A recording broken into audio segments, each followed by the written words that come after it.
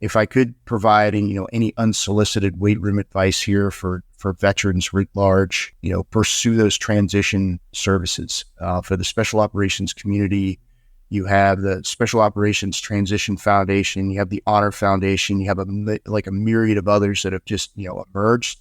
And these things are great. Don't just join one, join a few of them. It's the networking, it's the, gathering the different experiences so that you can learn from them. And then, because that can assist you in your journey. And just have that understanding that when you do find your first employment, it's probably not going to be your long-term employment. You're going to figure out what you like and what works for you.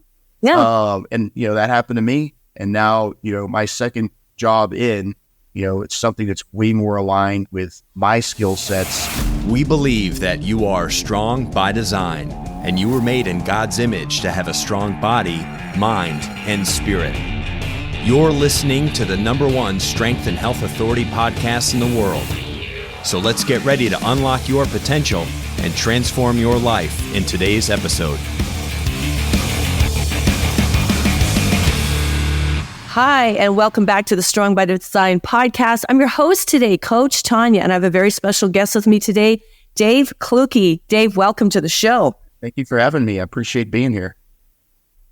Yeah, well, this has been, we've tried booking this, I think, one time before, and that didn't work out. So I'm glad we're able to make this work. Now, I met Dave just a few months ago at a place here in Tampa and got to talking. And I knew the minute you started talking, I'm like, I have to get this guy on the show. So I'm going to tell you a little bit about Dave, but then he's going to tell you more about himself. Dave Clukey is a Senior Director of Business Development with SOCOM at Immersive Wisdom. He has over 25 years of federal government experience as a Green Beret, and he's very passionate about U.S. national defense and supporting the Department of Defense. So again, welcome, Dave, and we are really interested to hear all the things that you want to tell us about, because you're going to talk a lot about kind of what you do and that life that you lived, and, all of us here, civilian life, and what some of those connections are we can make, and how that kind of feeds into the other. So for me, as far as national defense, national security, why I do what I do, I kind of guess it goes all the way back to, the way I grew up. My dad was World War II, Korea, Vietnam War vet, resting in Arlington now. And for me, it wasn't a question of service. It's just a matter of what service I'm going to enter. Was it going to be the Air Force? Definitely not the Navy for me. So Army was a great fit. I've always been pretty adventurous, and I always wanted to, explore things that were challenging.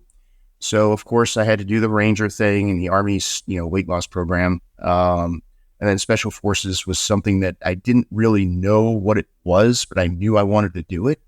It always looked cool in the movies. So it was something that I was, I'm going to try this out.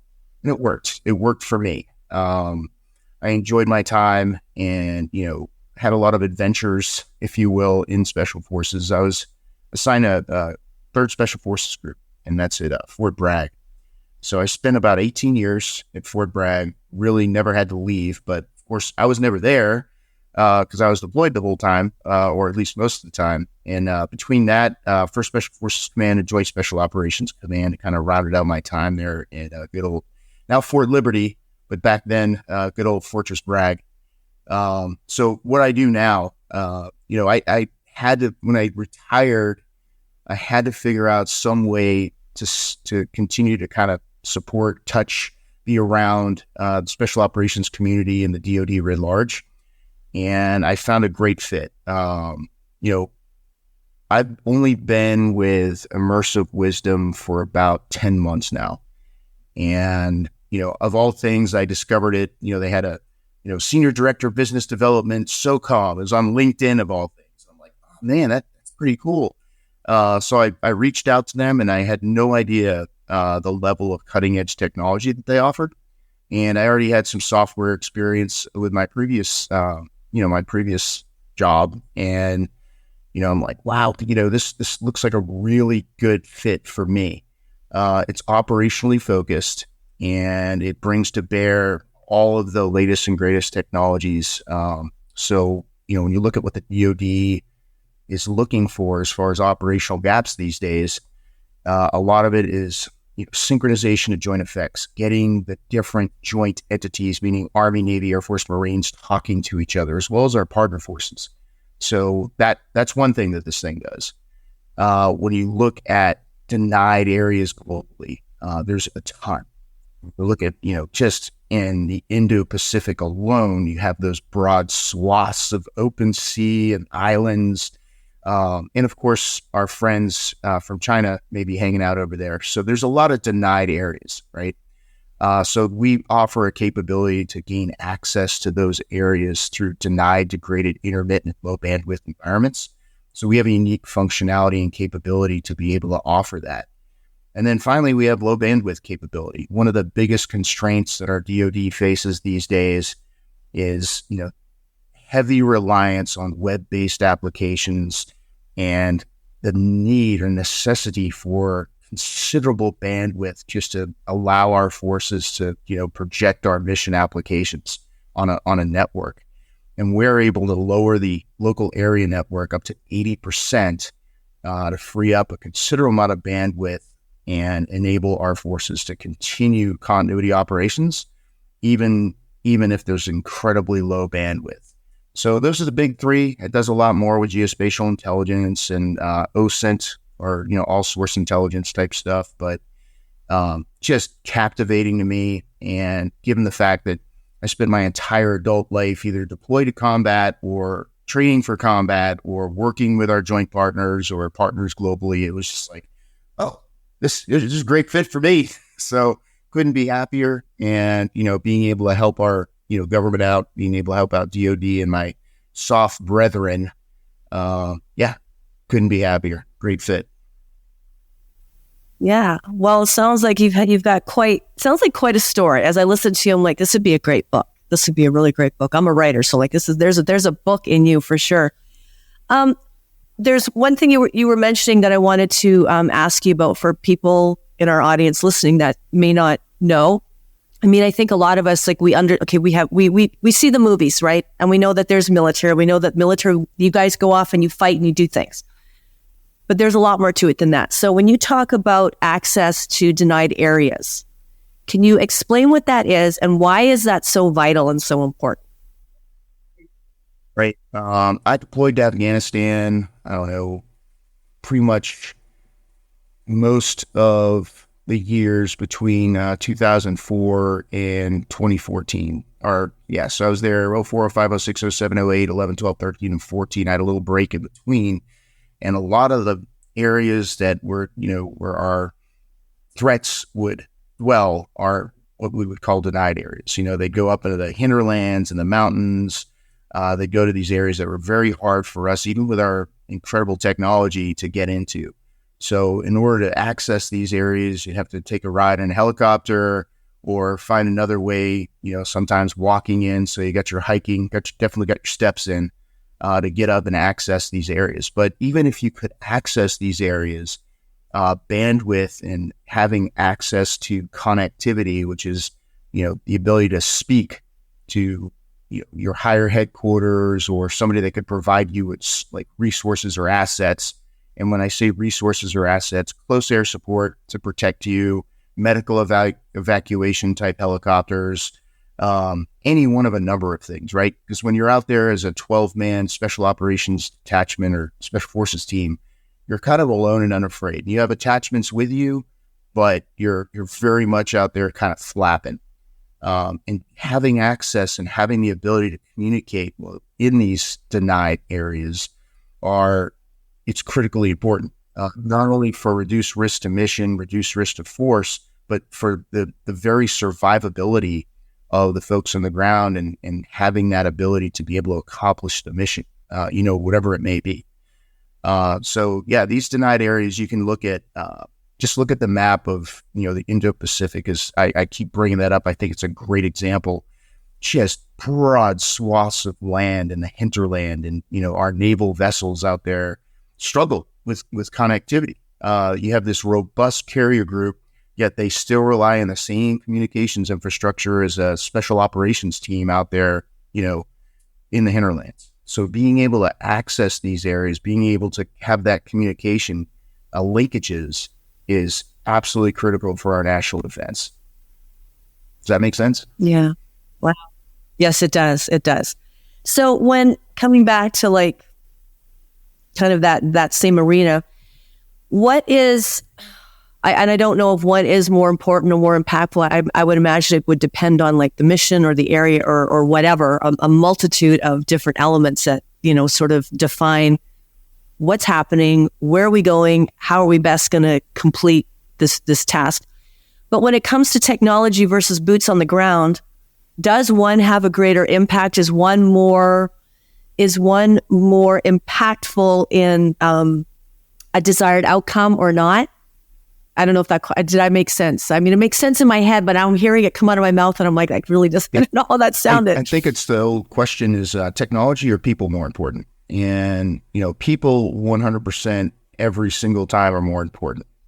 It's just the nature of what it is. I mean, technology is a service, it supports the people, but there's synergies involved as well, because you can conduct or insert people to conduct an operation of critical importance. Say, for example, the operation to capture, kill Osama bin Laden.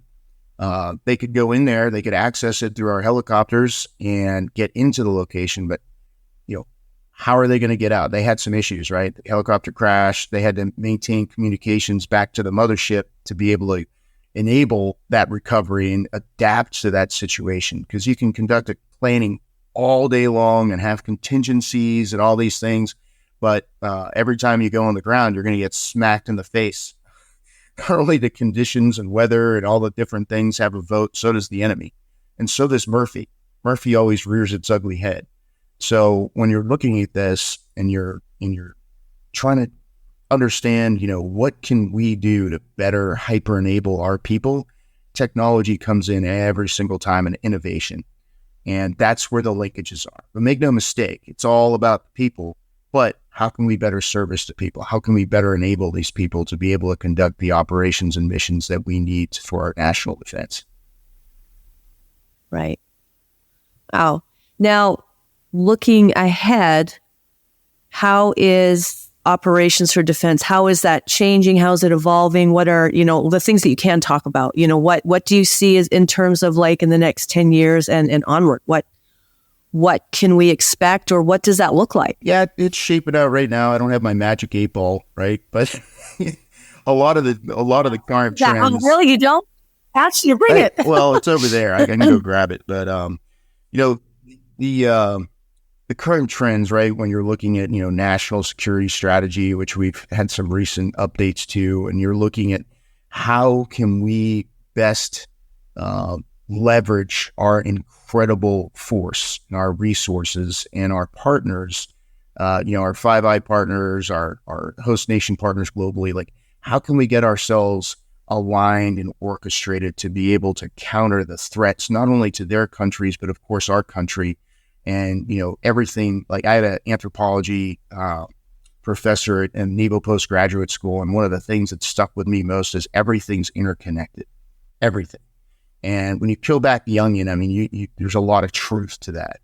So when we're looking at future trends and we're looking at ways to better enable and better align, there's a framework out there right now that the U.S. government is looking to kind of go to, and it's called CJADC2.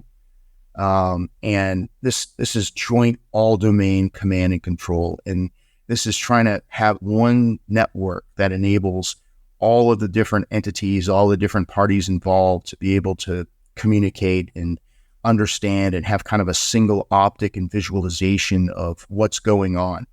And it sounds pretty complex and robust, and it certainly is. But this is kind of the way forward because, with globalization, with social media, everything moves at the speed of, at which information can flow. But also, when you're looking at this, you have to figure out resilience and redundancies along with it. Because what if the network goes out? What if all of a sudden you have no means to, like, you have no juice or no bars in your iPhone? It's like, how are we going to continue this conversation? So not only having the Yeah. alignment, right, but also having that redundancy in place so that when your phone has no bars, you can still talk.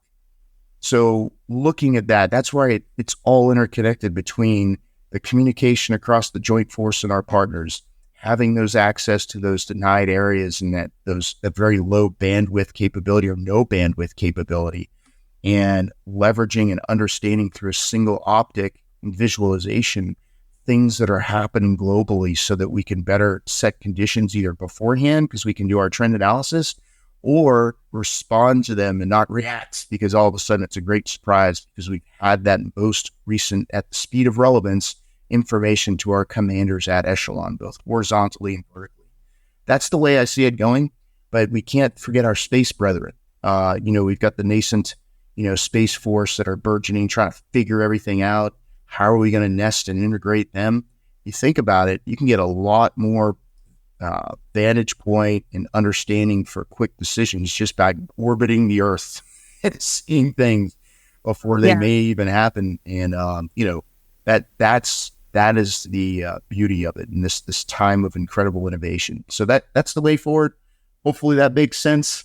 But that's the way Dave Clukey, and I just spoke in third person. That's the way I see it happening. Okay. Cool. Okay. Yeah. That's really, I find that fascinating. I mean, all of it, because it's everything's moving so fast. So it's a matter of, just outside of military, technology, things are moving so fast. It's a means of keeping up with it, not just keeping up with it, but keeping up with it and how best to utilize it for whatever any of us do. So, bang, take that and now drop it into like a military environment where you've got multifaceted. It's very intertwined, interconnected entity, and making all of that in sync and working is, my head's just going like, I get what you're saying, but it's huge. In my head, it's huge. It's huge, but very fascinating. So I want to do a bit of a, absolutely. Yeah, no, this is great. So I want to kind of flip a little bit and talk about that. I know you still work, like you're with, you work with SOCOM and you still work in like a military capacity.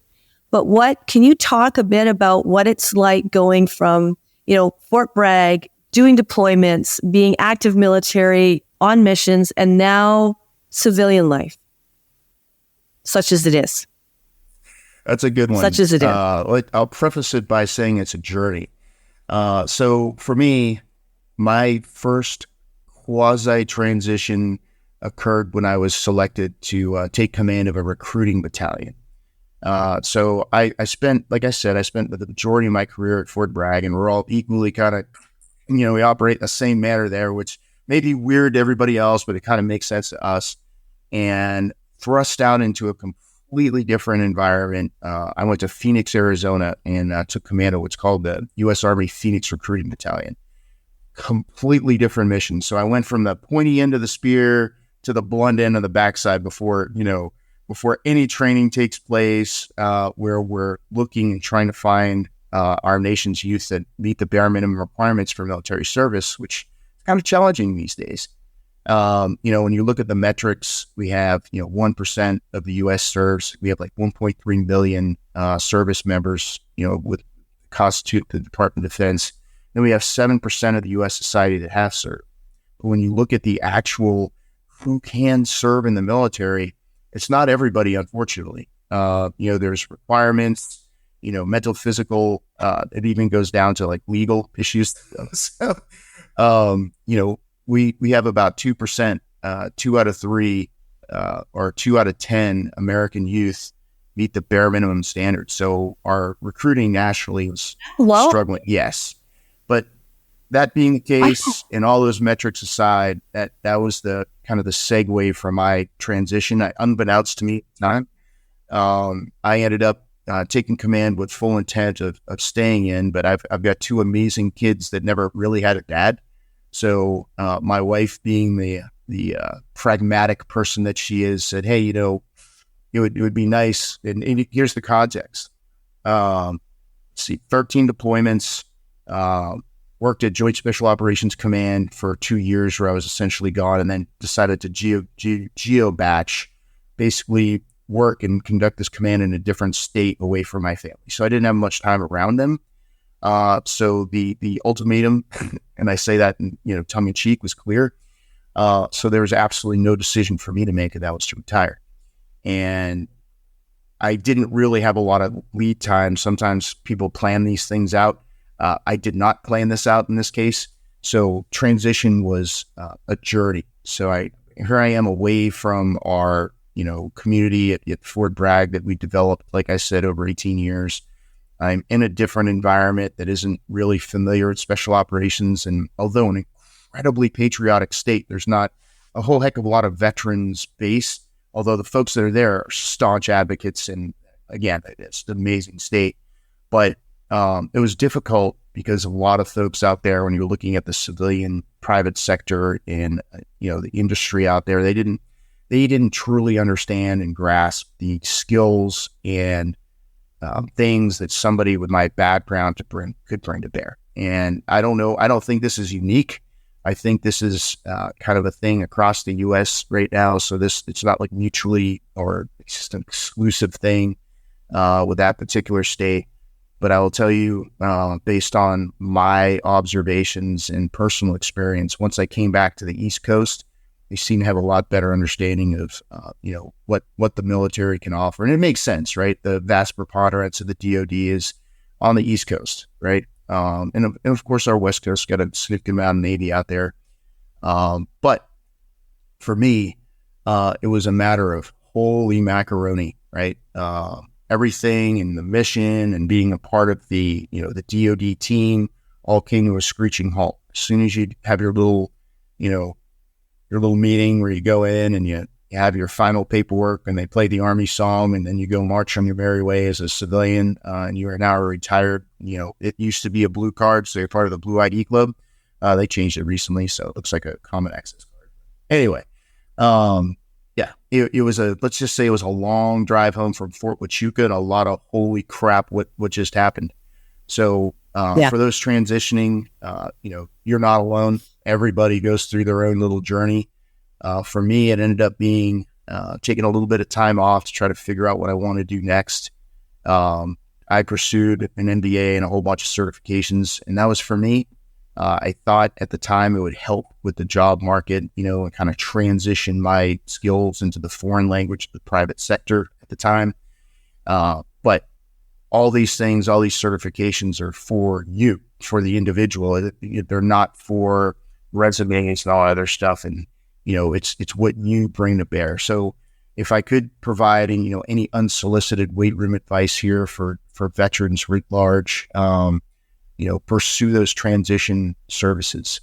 For the Special Operations community, you have the Special Operations Transition Foundation, you have the Honor Foundation, you have a myriad of others that have just, emerged. And these things are great. Don't just join one, join a few of them. It's the networking, it's the, gathering the different experiences so that you can learn from them.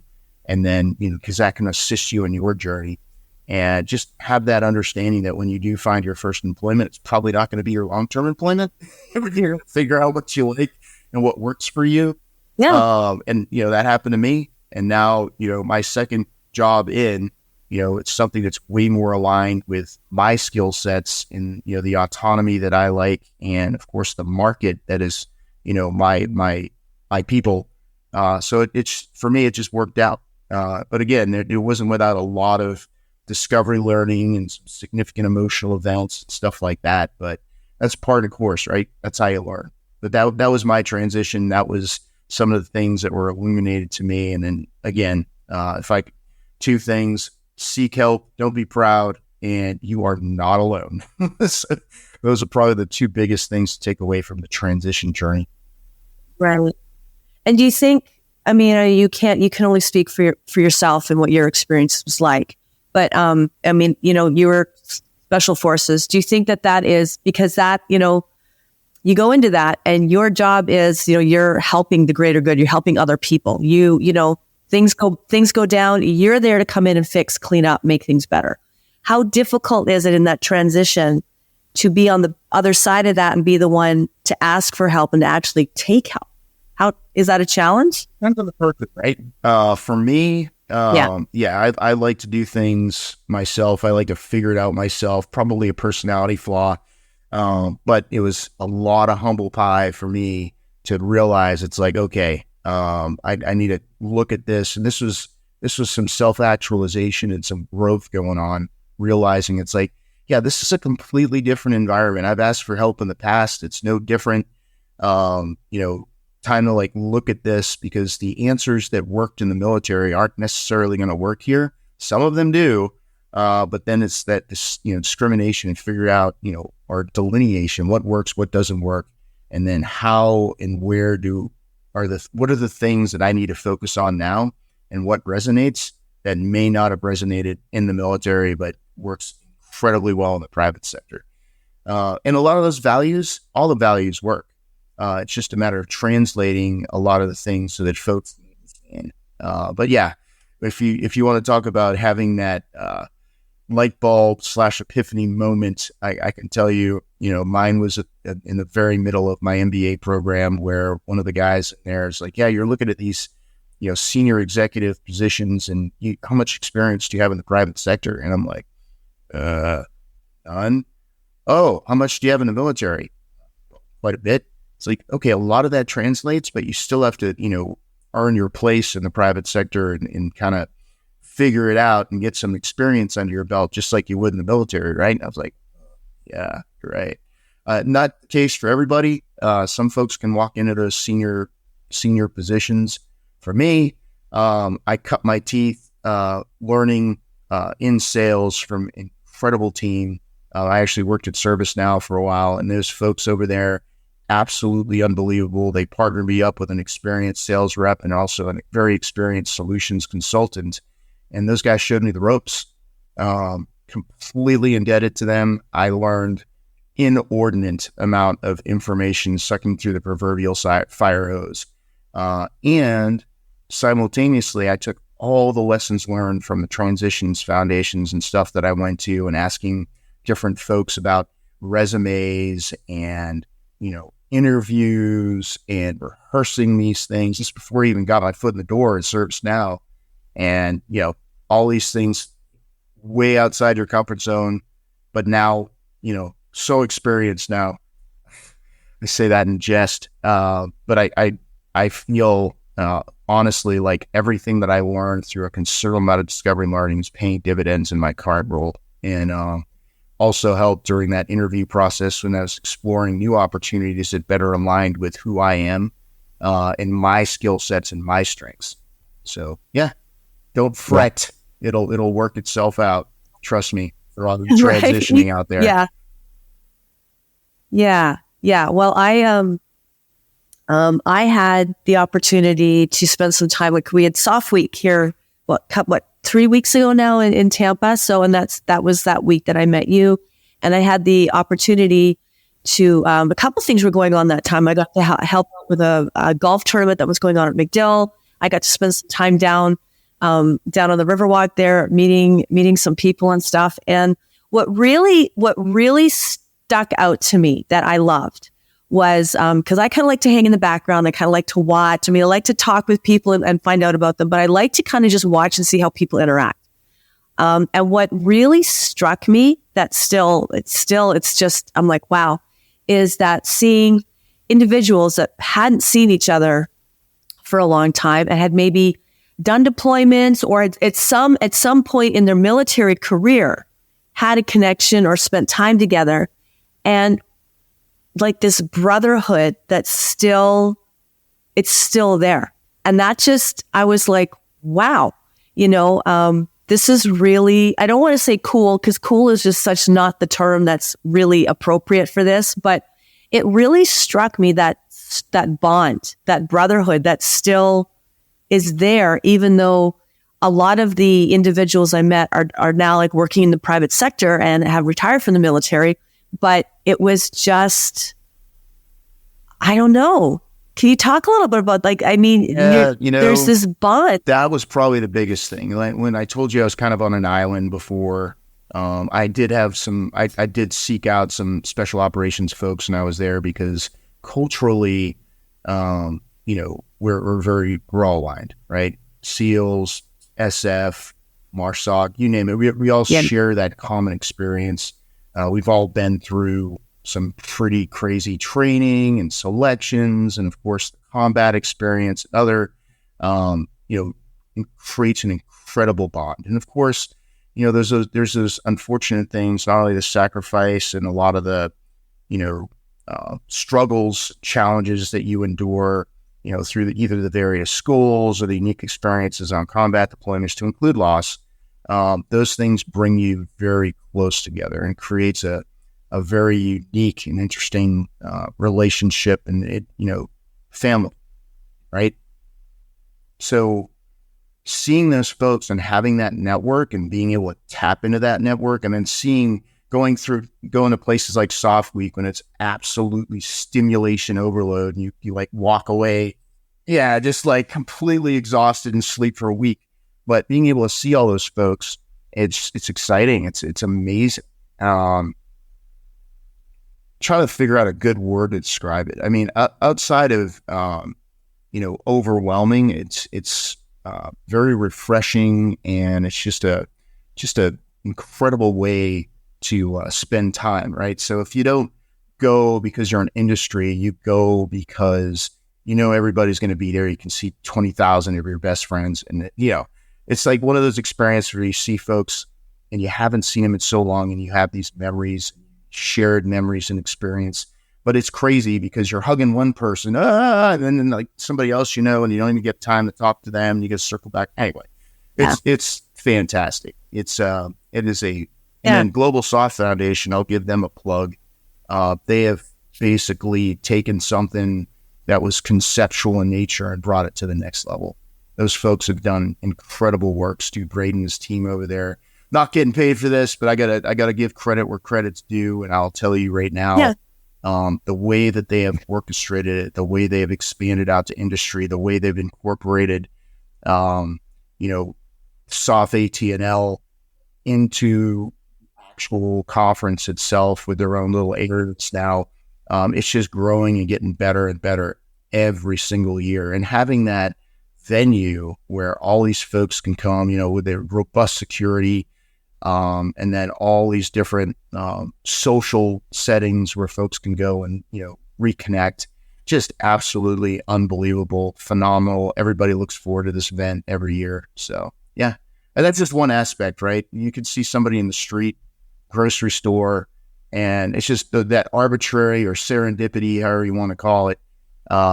Just seeing these folks is that same level of, so. Right. Cool. Yeah, that it is. It's very cool. It was Not actually, sure if I actually captured it, right? But there it is. Well, it's kind of like, no, you did, but it is a little hard to capture. Like, I'm a writer, but I find it hard to find the words because I know what I saw, and watching it, I know what I felt. Genuine. But it's hard to put into words. It's something it's like when you're there in that moment and you're seeing it and watching it, it's like, wow. Like, I don't, and it's hard to capture it in words. It's hard to capture it in words. And I'm not military. It's a huge passion. My grandfather was a veteran. I grew up in a household that was very much, military focused. Like, we had mad respect. And that's just how I was raised. So to see that, I felt very honored. Like, it was quite a privilege to kind of be in that environment and able to kind of see this and just watch it and be like, damn, like you used the word family. And I'm like, I know families that aren't that connected, that see each other all the time. Yeah. It's, that unique bond, unique experience. And I'll tell you what, there's something to be said from sharing space in some of these locations. Some people deploy to some pretty nice places. I didn't. But being able to experience that and, together and having that mutual connective understanding of what it means and what it's all about. And then having gone through a lot of the same schools and stuff. And this isn't just, unique to special operations. I think the military writ large shares that. And given that everything's joint these days, meaning that all the services work hand in hand, it's expanded out, especially over the 9/11, post 9/11 years with the GWAD, NOCO, our Global War on Terrorism and Overseas Contingency Operations. Folks just work together because we were all in it to win it. We're all together forward in all these different locations, and you got a really unique opportunity to share the different culture and experiences, the different services that, trust me, are a lot different. They all wear the same uniform, but like the Navy does things their way, the Army does things, the Air Force, we all have our own little way of doing things, but learning that and sharing those common experiences together, that builds a lot of strength. And the bonds, right, that you saw there with a bunch of hugs and emotions and all that good stuff. Yeah. All the things and all the stuff, all the things. So again, sort of talking about like the transitioning part. I'm going to try to word this the way I want to. But when you come out of an environment where everything is very much, there's a schedule, there's a routine, like there's a lot of discipline, tremendous amount of discipline. There's structure, there's order. What is it like to kind of segue into civilian life, especially now where it's, how do we say it? There isn't necessarily a whole lot of discipline.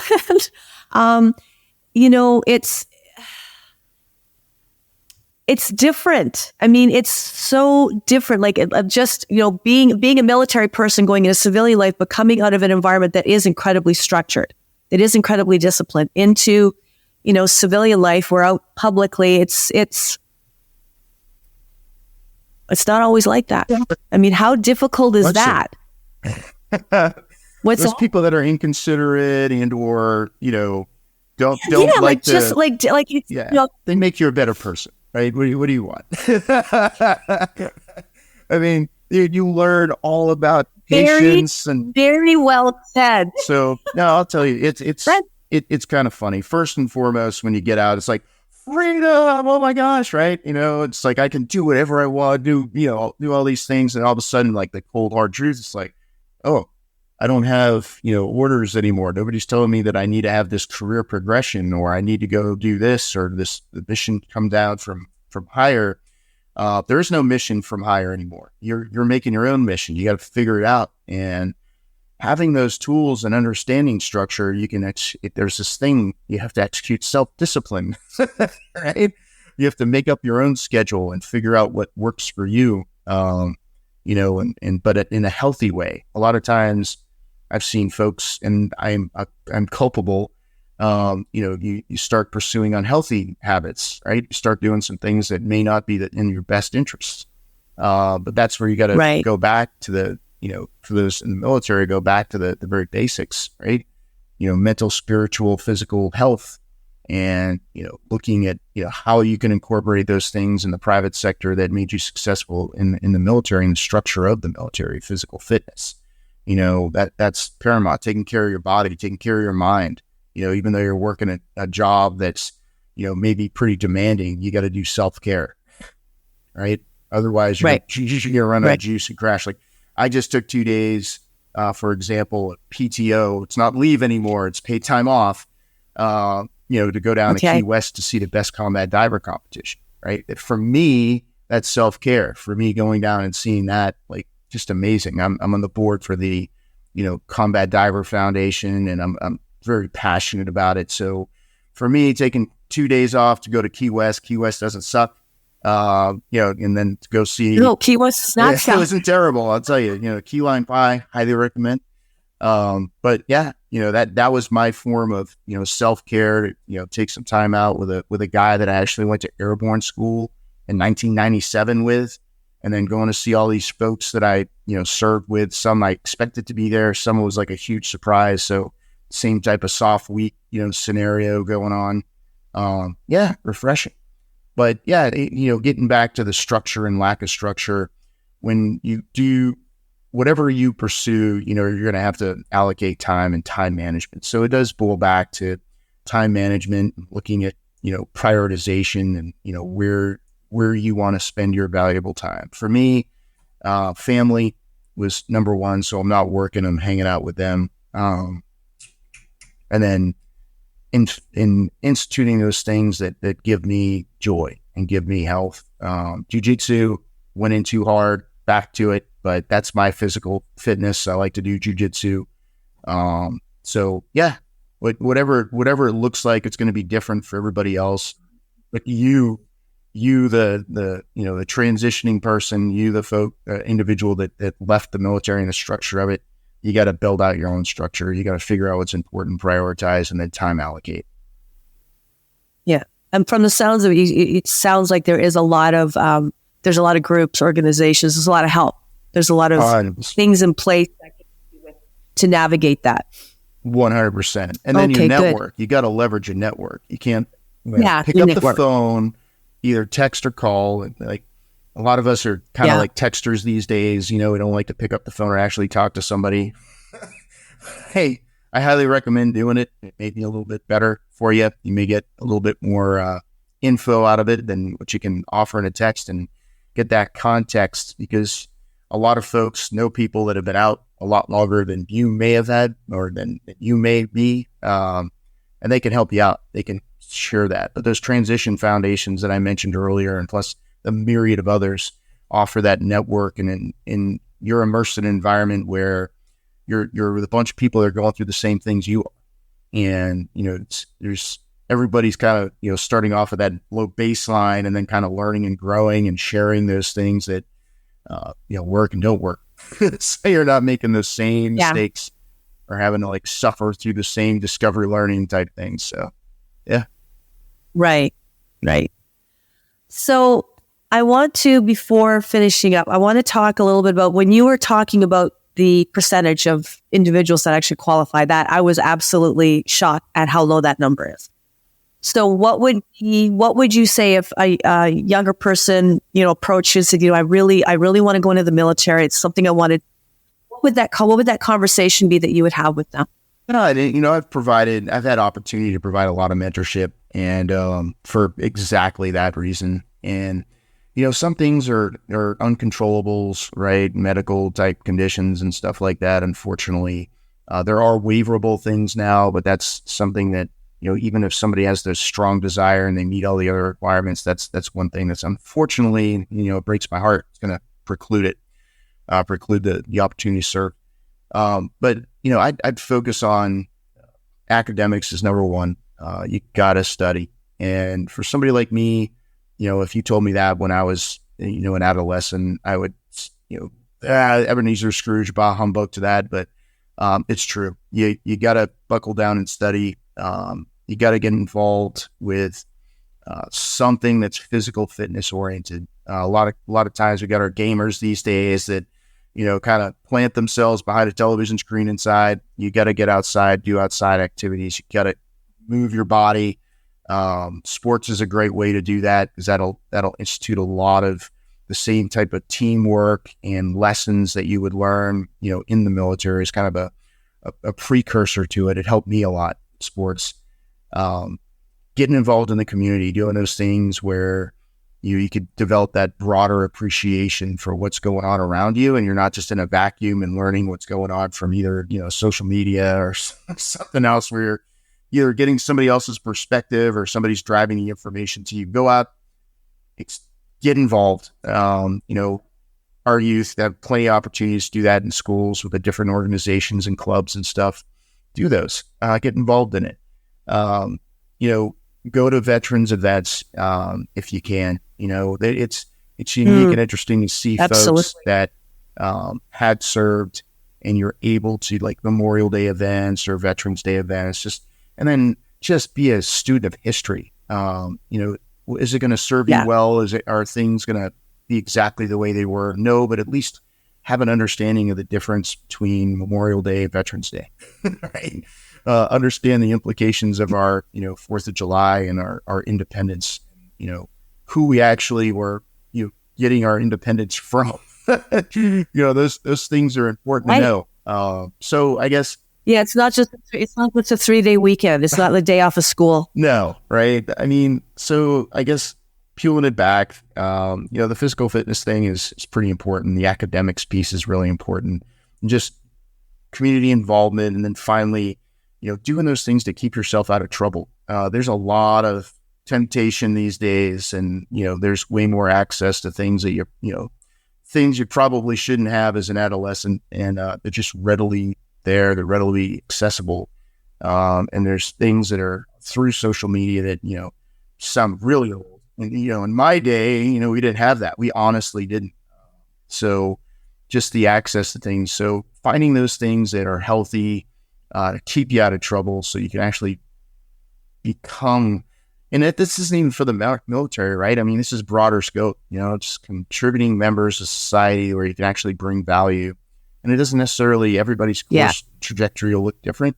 But if you're equipped at that age to, kind of drive forward the things I mentioned, it does help a lot. So. Yeah. Great. Well, thank you for that. Thank you for that. Well, Dave, thank you so much I know you got a really busy schedule, so thank you so much for making the time to be on the show. It was great having you. Would love to have you back another time and talk more, because as you've been talking, I've been writing down questions, so I've got a lot more that I could ask you about. But I really appreciate you showing up today and being here and sharing what you did with us. I think that was for our listeners. I think there's a lot of really good seeds in there that you've talked about. So, and to all of you listening, thank you so much for joining us today. Please like and share this podcast with someone that you know who can appreciate it. Always love jumping on here with great guests and sharing information with you. Take care, everybody. Dave, again, thank you very much. Oh, and Dave, if any of our listeners, like if anybody does want to reach out to you, if they have questions, or maybe there's someone that is looking into joining the military, maybe there's somebody that is going through the transition of coming out of active duty, how can they best contact you if they wanted to reach out and talk? Best way, I'm on LinkedIn. I'm also on Facebook, so if you want to hit me up on private messenger on either one of those platforms, please feel free. Also on Instagram, don't really spend a lot of time over there, but LinkedIn is probably the best way to go about seeking me out. I monitor that pretty closely. Great. Okay. Well, thank you so much. And thank you again, listeners. It was great being here with you today. We will talk to you again soon. Take care, everybody. Thank you so much for listening to the Strong by Design podcast. If you found value in today's episode, please subscribe so that more people can find out about our show. Plus, you don't want to miss any future episodes with the amazing guests and topics we have lined up for you.